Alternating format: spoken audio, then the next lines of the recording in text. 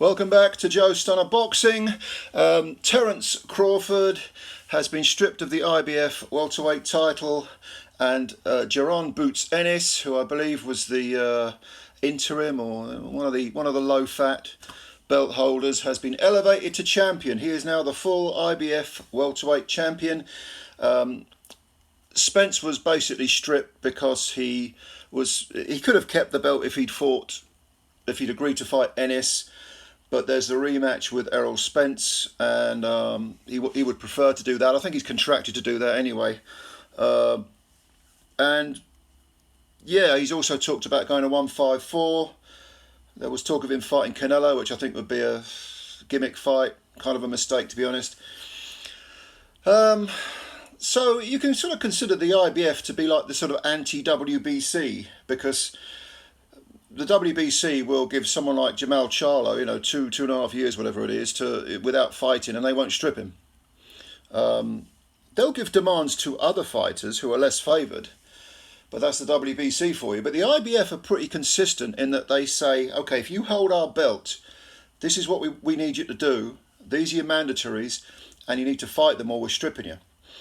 I think last year, of course, Joe Cordina, who had a genuine hand injury that required an operation, he was stripped because he just couldn't meet the deadline for the fight that was stipulated by the IBF.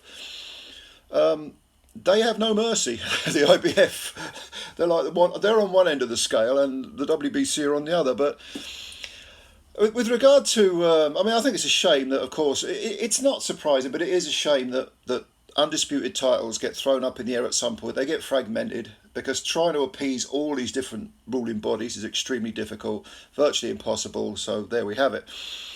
But I do wonder about Jaron Ennis, because this is not a way to win a world title, is it? To receive it by email, by proxy, however you want to phrase it.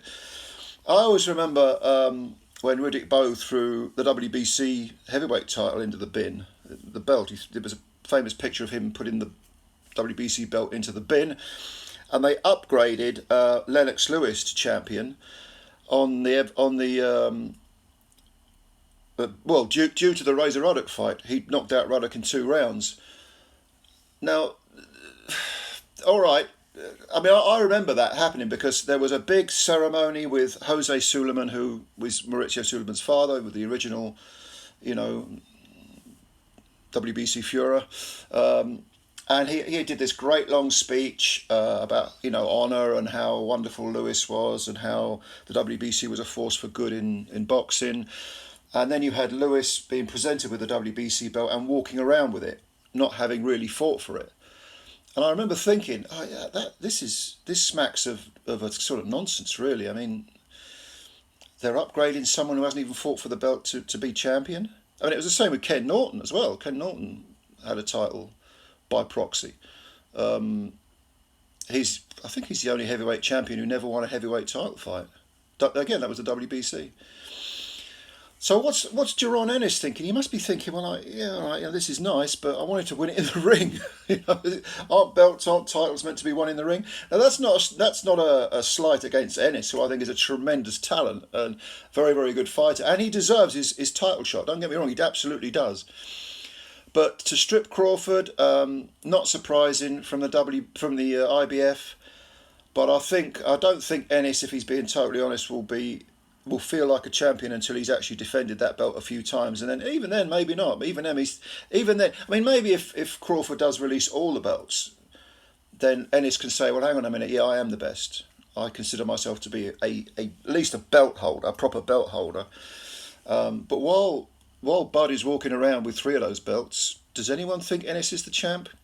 I'd love to see him fight Bud, but I just don't think that this is the way to do things. But such is life, such is boxing anyway.